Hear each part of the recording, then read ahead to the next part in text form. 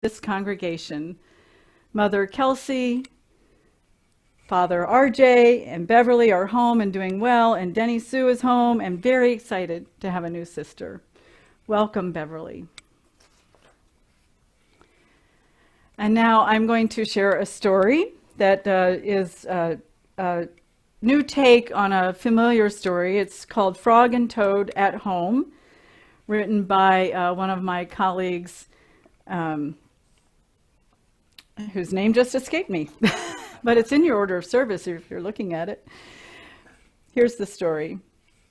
Russ is going to tell me who the author is. Douglas Taylor. Douglas Taylor. Yes, I know Douglas. I want to make sure he's credited for this story.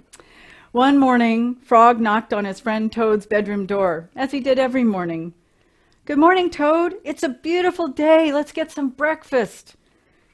But this morning, Toad didn't jump out of bed to help make breakfast. This morning, Toad stayed in bed with the covers pulled up over his head. "I don't want to do anything today," Toad said. "Well, while it's true we can't go out," Frog agreed, "there is still a lot we can do." "I don't like the news," Toad grumbled. "I don't want to do anything today."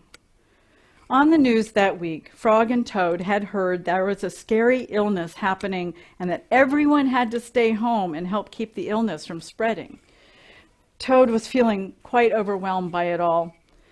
Half an hour later, though, the smell of pancakes convinced Toad to come out to the kitchen.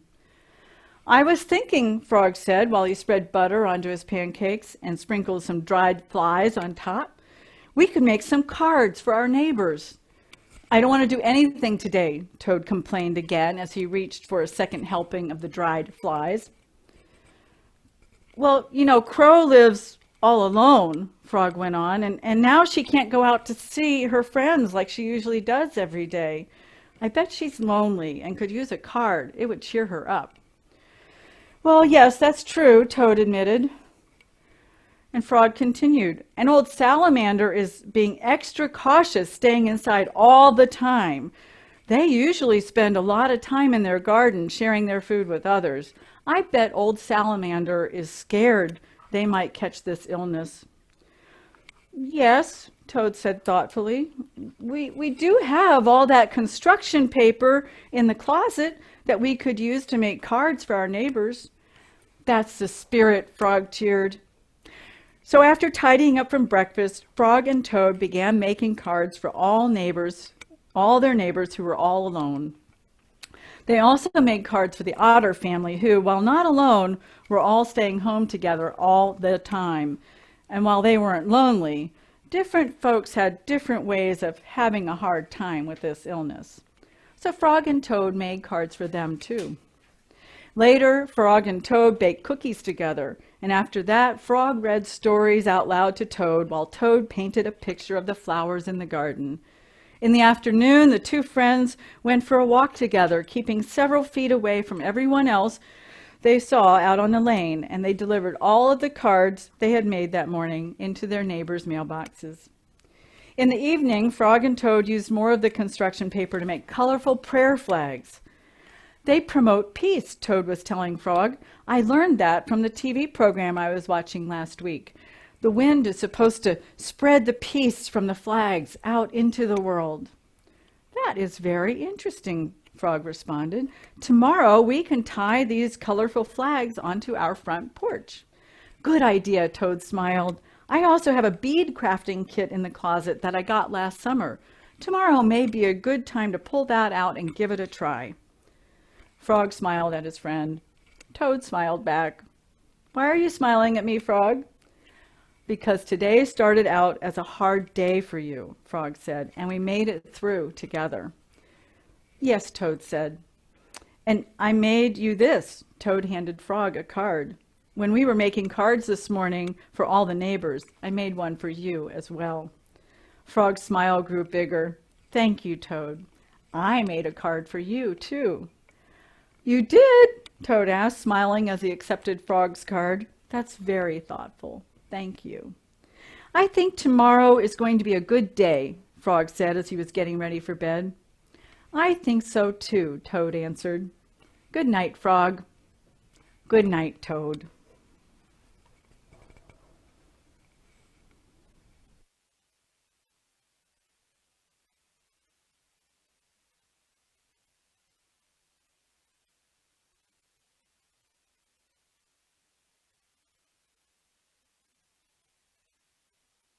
Searching through the rubble.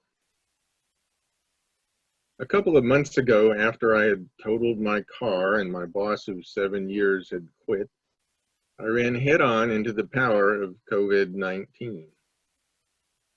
It had emptied out the Atlanta airport on Monday morning. The busiest airport in the world was almost vacant at the busiest time of the week. That's how the COVID-19 brain game began for me. By last week, I was exhausted from constant worry about something which I had no control over. The little economic engine that could, I had spent my workaholic life serving, had run off its track. It had run headlong into the house of cards I had been building with the help of my ego for 40 years. The house of cards I built up carefully, like the way you can stack playing cards, one layer of triangles at a time. So the most expensively real house I can afford still stands. It represents nothing.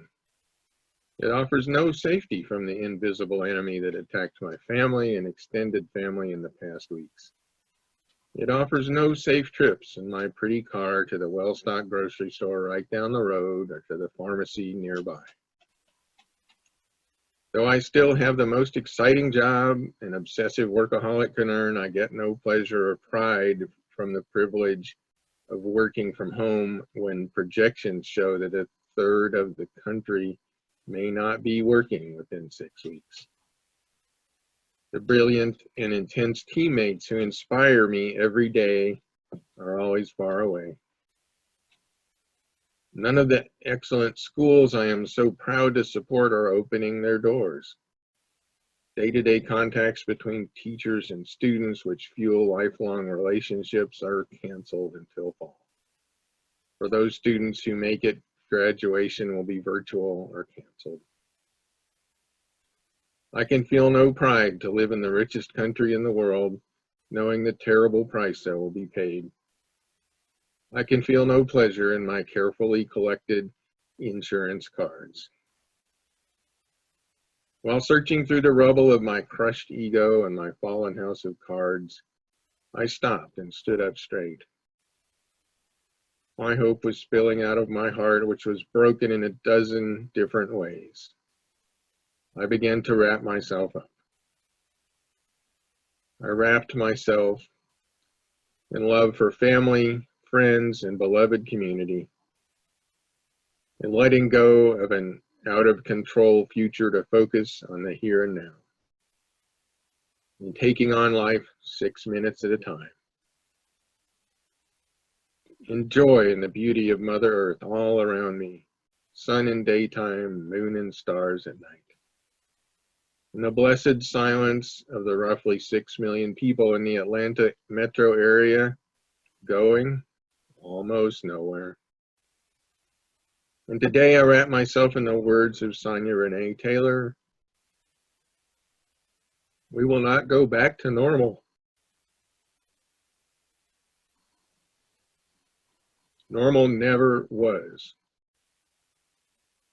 Our pre-corona existence was not normal, other than that we normalized greed, inequality, exhaustion, depletion, extraction, disconnection, confusion, rage, hoarding, hate, and lack.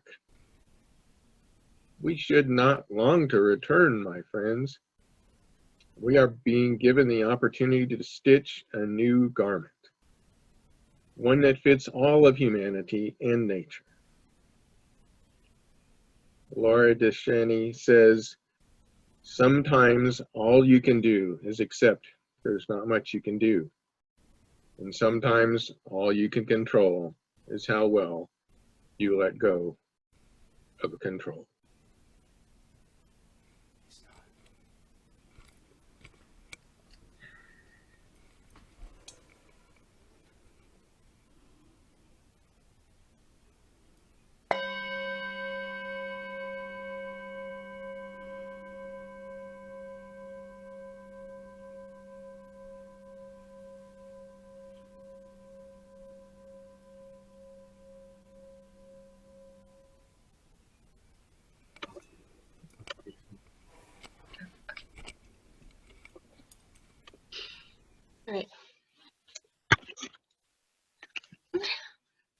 Keep calm and garden on. I would like to share some of the tools in my toolbox that help me stay centered in these challenging times. A lot of these practices will increase oxytocin levels, also known as the love molecule. I will admit I do not always follow my own advice. I am sure you can relate.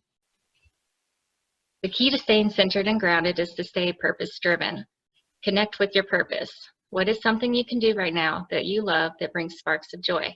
Do that. Let it lead you to the next best thing and the next best thing. When you live a purpose-driven life, you don't have mental or physical energy to devote to fearful reactions. Fear can sometimes be from false evidence appearing real. Evaluate the situation. Is your response based on fact or fiction? Move forward with a clear mind with purpose and intention. Don't panic. Remember, we are all in this together. The less frenzied we are, the more calm and focused we can be in our decision making. When lots of people react out of panic, it creates a positive feedback loop that creates more panic. Try to act out of love. Love for yourself, love for your family, love for your neighbors, love for our leaders, love for our medical care staff and essential business employees, and love for the world. Stay home and order groceries and supplies by pickup or delivery if you can. Be gentle with yourself. We are all going through a collective trauma. Practice compassion and grace for yourself and others. People are understandably not at their best right now, and it's impossible to know everything someone else is experiencing. Maybe you are stress eating, getting off your routine, obsessing over social media, or burning pots. That one may just be me. It's okay to be a mess and not have it all together. You are resilient. We are resilient. This too shall pass. Connect with yourself. Give yourself hugs. Bring yourself back to your breath. Notice when you're holding your breath and let it all the way out. Take time to sit and meditate. Use free meditation apps or online resources like Calm or Insight. Breathe in, breathe out. Observe your thoughts coming and going, but do not judge them or react to them. Let them just be. Eventually, this practice will extend into your daily life. Also, meditation is important, practicing loving kindness and thinking of others when you meditate. Connect with your body, stretch, do yoga, exercise, whatever helps you be present in your body. There are many free exercise programs online. For example, there's a fun YouTube channel called Pop Sugar. I personally subscribe to Beachbody On Demand. Connect with nature, get outside. The weather is perfect right now. Take walks, garden, camp in your backyard. We just camped last night. State parks are open as well as local parks. You can find remote trails that are not hard to practice physical distancing on. Connect with others. Expand your support group. Use our Care Ring mailing list to introduce yourself and let others know what you need and what you have to offer. Call friends and family members you haven't called in a while. Designate an accountability buddy. For me, Bodhi has been my buddy. We make sure that we're drinking water, taking our supplements, getting outside, exercising, and overall staying present. Practice gratitude. What are you experiencing today that you can offer gratitude for? This is a game changer for your mental state. I'm grateful for deeper connection with my son and the ability to customize learning opportunities that help match his unique interests and personality. Acknowledge the helpers. Find ways to be the helper. Learn something new every day. Read a book, watch a webinar, participate in an online event about something you're interested in. Lots of classes and events are being offered online now. The choices are endless. I enjoy the chats next to the video where I can have engaging conversation on topics that interest me. Tap on it. Practice emotional freedom technique to process difficult feelings. Look up videos on the tappingsolution.com or Google emotional freedom technique. Tap with others. I'm happy to guide you through the practice. Stay connected to others at UUCG through the Wednesday, Thursday, and Saturday chat rooms and watch the daily inspirational videos on YouTube. Also, we have a great Facebook group. Consider dressing up before attending the service on Sunday if that's something that brings you joy. Continue to cultivate your spiritual practices. Embrace the inner work, culture shifts, and unifying practices that will assist us in the future to overcome other great threats to life on Earth. Stay informed, but make sure you designate the amount of time you have to spend on receiving new information. There are many other practices you need to give your time to, so it's important to have a balance. Keep a schedule. Have you told someone today that you love them? I love all of you, and I miss being in your physical presence. Thank you for listening to my share.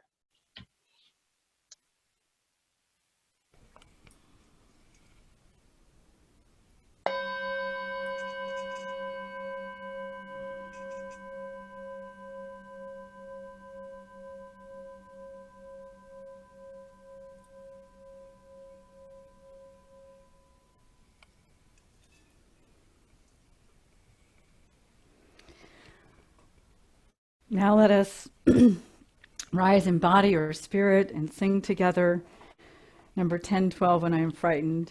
I'm grateful to Bill and Sharon for their reflections, and reminded that our first song, May Nothing Evil Cross This Door, speaks to the storm outside. Well, this morning I awoke and it was a lovely day. Today it's going to be stormy, so let's keep this song, When I'm Frightened, in mind as we sing together and as the storm comes this afternoon.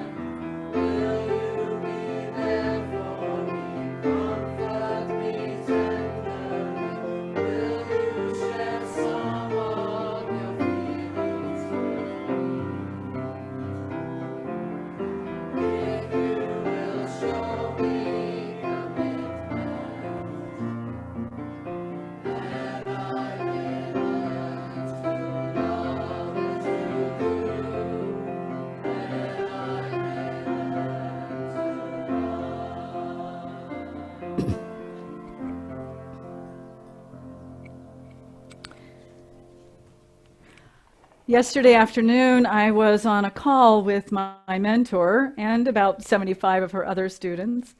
She said that morning she had presented to a group of people who were Christian, so she felt free to use Christian references in talking about our current situation.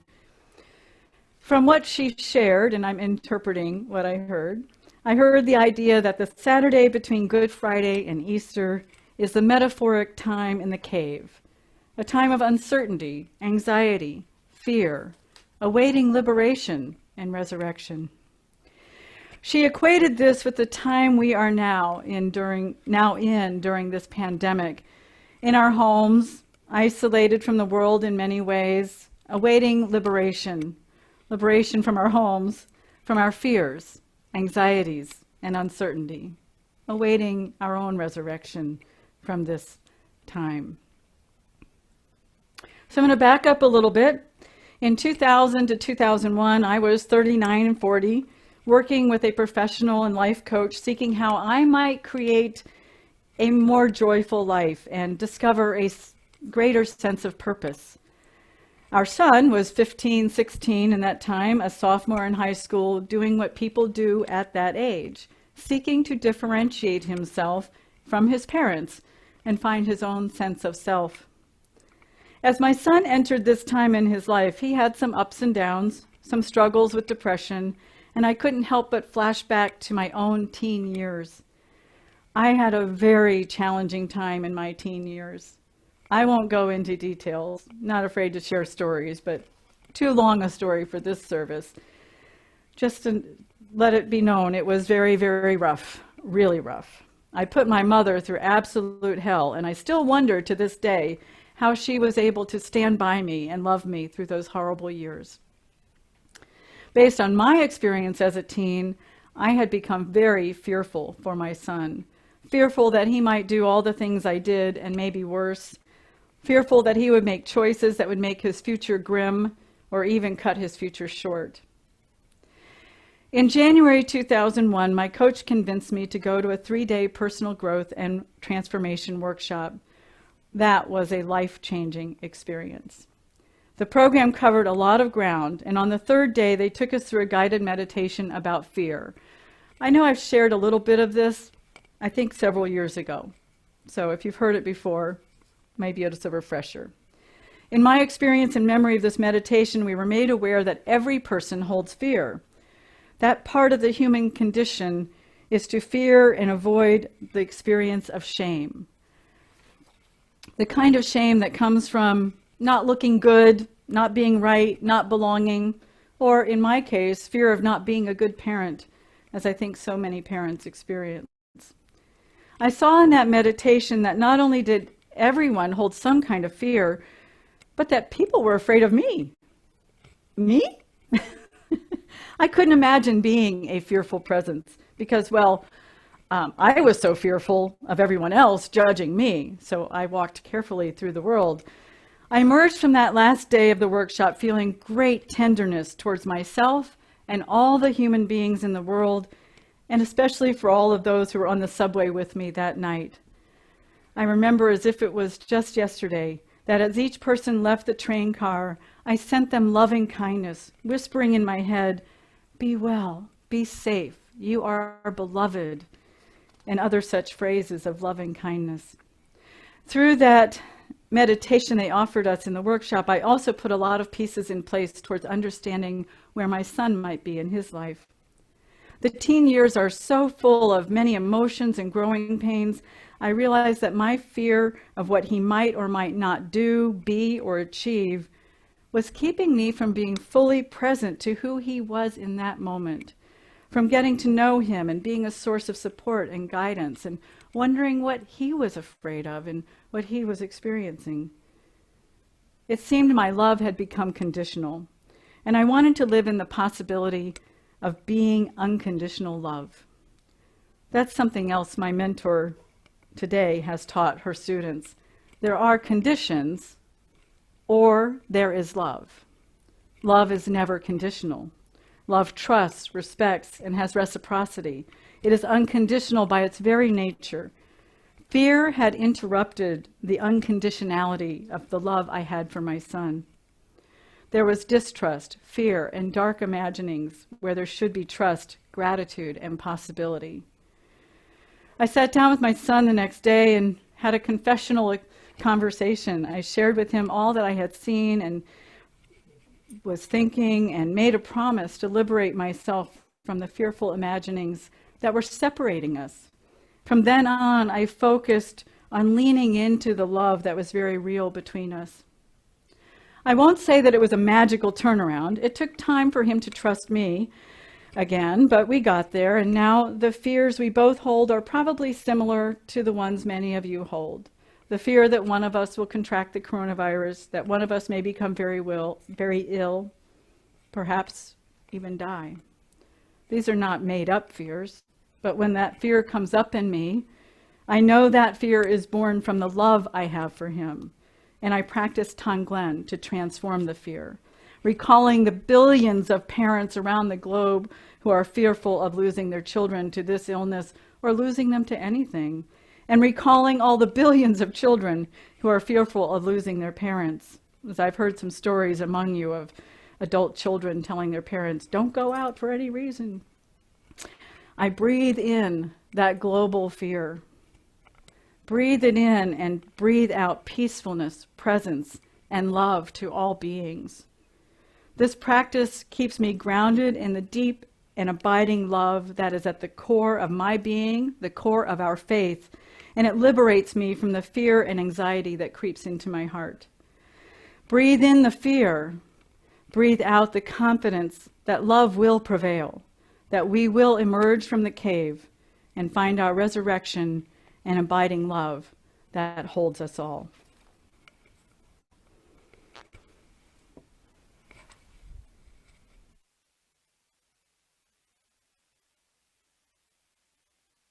Good morning.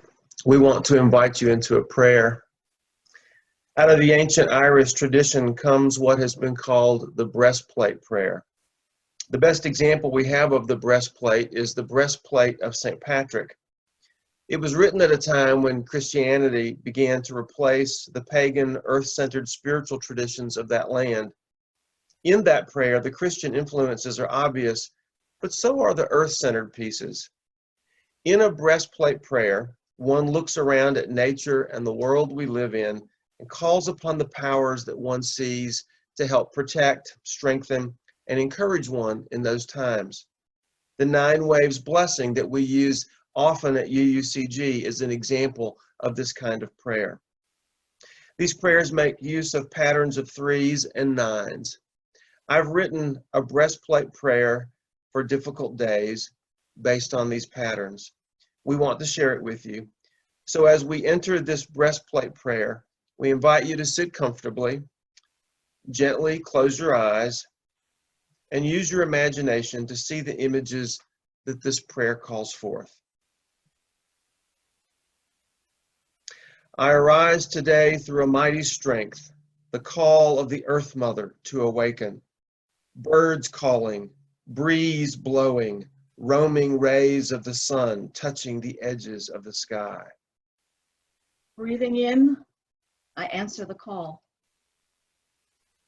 Breathing out, I become the breeze. Breathing in, I open my eyes to the sun's light. Breathing out, I hear my own heartbeat. Breathing in, I feel my feet touch the earth. Breathing out, I stretch my hands to take hold of this day. Breathing in, I smile. Breathing out, I am present. Breathing in, I know that I am here now. I am no fool. I will not pretend. Troubles abound in the world today. Images to haunt me. Messages to frighten me. Voices to raise doubt and hate. Sickness prevails. Loss overwhelms. Worry has knocked on the door of my house, but I stay firm, sheltered in place. With life before me. With life behind me. With life above me. With life below me. With life guarding me on all sides. With life residing within. With life to see. With life to hear. With life to speak out loud. Life of the rising sun and the hovering moon. Life of the tides of the sea. Life of birds in flight. Life of flowers in bloom. Life of trees standing guard. Life of the breeze as I breathe in. Life of response as I breathe out. Life of the blood pulsing through my veins. Life of my presence here and now. I bind now to myself the present moment. I bind now to myself the peace of standing trees. I bind now to myself the freedom of flying birds. I bind now to myself the clarity of starlight. I bind now to myself the care of my community. I bind now to myself the miracle of walking on the earth. I bind now to myself the curiosity of the human mind. I bind now to myself the courage to live this day. I bind now to myself the compassion born of the beloved community. I arise today through a mighty strength. The call of the Earth Mother to be awake. Let my beloved community gather together in this prayer. Let my beloved community gather together in this prayer. Let all who would join us gather together today in this prayer. Amen.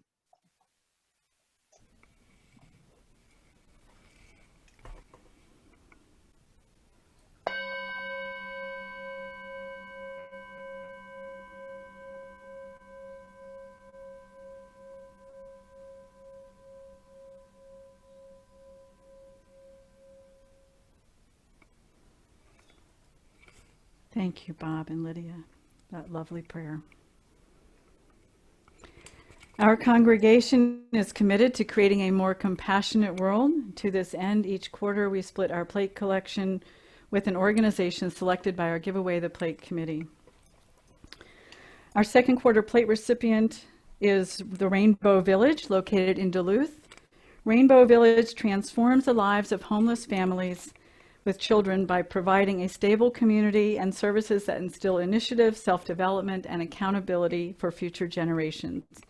They provide self-sufficiency skills, adult life skills, child and youth programs, mental health services, early childhood development, and alumni program. And they are working hard to meet these needs during this time of physical separation. So they're much in need of our contributions. These contributions also support the shared ministry of this congregation, so I ask that you please give generously to support the work of this important and critical ministry in our wider community, as well as the vision and mission of our congregation. As we listen to a recording of Brian playing Les Verges Flores by Francois Couperon, you will see on the screen ways to contribute to our offering via PayPal, Venmo, or by mailing a check payable to UUCG to the address shown. If you are worshiping with us for the first time, your presence here today is a generous gift to this community, and you may choose to let the plate pass if you choose. The offering will now be most gratefully received.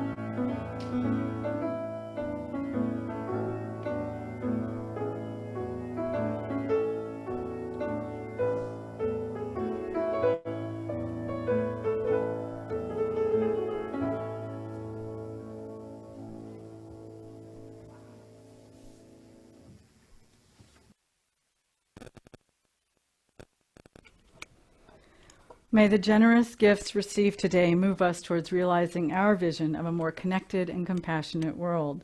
I want to also extend gratitude to Christiana McQuain, our coordinator of family ministries, for managing the Zoom room and so much more she's been doing during this time of physical distancing, and gratitude for Russ Taddeo running video sound and so much more during this time.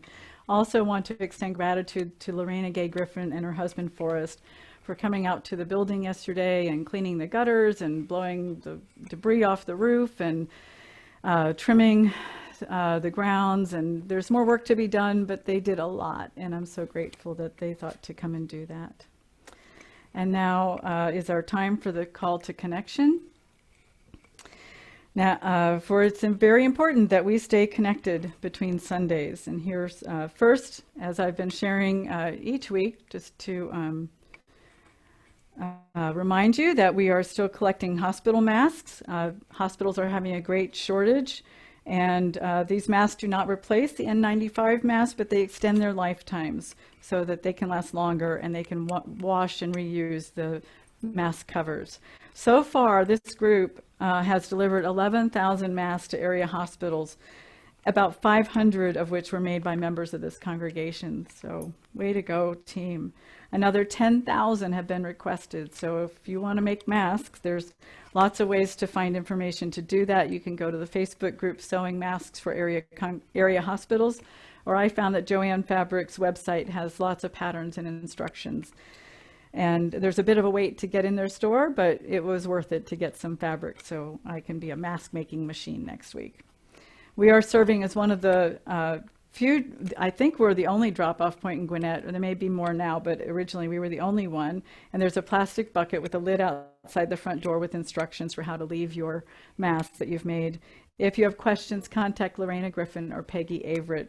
And thank you both, Peggy and Lorena, for your help with this project and coordinating this. There are several opportunities to connect this week. We're still offering our open chat room on Wednesday mornings. We've had great conversations there. I hope you'll come and join us from 10 to 12 on Wednesdays. There's an open chat room on Saturdays from 12 to 3, and you can get those links on our calendar on our website. We also have programs for families. We have family faith and fun kits that you can receive by texting family to that number or just text me directly. Had such a great time delivering some kits this week to families in Auburn and Athens, and it was just a joy to be able to serve. Early elementary families can connect on Thursdays from 11 to 1. And there's lots of other ways. So check online, check our website calendar. The links are there. Dungeons and Dragons online, the Women's Spirituality group. Spiral Scouts is a closed group. And so you need to contact the Sharon Ewan or Aline Harris or Zoe Kelly, I think, about getting the password for that group. Belief Exploration is meeting today at 12:30. As is the Spiral Scouts, and the book club is another way you might want to engage. And there's lots of other options. Just take a look online at what all there is on our calendar. Next Sunday, our 10 o'clock program is presented by Dan Kelly, being present to what the world needs. And of course, we are still receiving donations for the auction. So please consider what you might give. I've seen some wonderful things come through already. So consider what you might give that might bring people together when it's safe to bring people together. And in the meantime, maybe some things you could give that we can auction but in between to help make people's lives a little easier. Like last week when we auctioned off the COVID-19 basket of supplies. That was great fun, and it will be very useful to Peggy, who won that. Also, if you need more coffee, cocoa, or chocolate, text equal to that number or text me directly. We'll get it to you. And Amazon Smiles, want to make sure we're still using that to help us increase a little bit our revenue for this year. And today is a town hall meeting immediately following the service about the CARES Act and the Payroll Protection Program. Very important. It's also going to be hopefully a quick meeting. We'll say more about that, but because this room will be used by another group at 12:30, we want to try and end by then. If we don't, they'll wait, but want to try to do that. And always want to remind you that the pastoral care team and I are on call 24/7, ready to listen, support you in any way we can. We have made calls to all our members and friends that we have on our list, and if you got a voicemail or an email, please respond and let us know how you're doing. And if you didn't get a call or a message or an email, check in with me or check in with our pastoral care team, and we'll make sure that we fix our list to make sure you're on it. And now please rise in body or spirit as we say the words we say as we extinguish this flame, extinguish our chalice. We extinguish this flame, but not the light of truth, the warmth of community, or the fire of commitment. These we hold in our hearts, carry in our hearts and out into the world.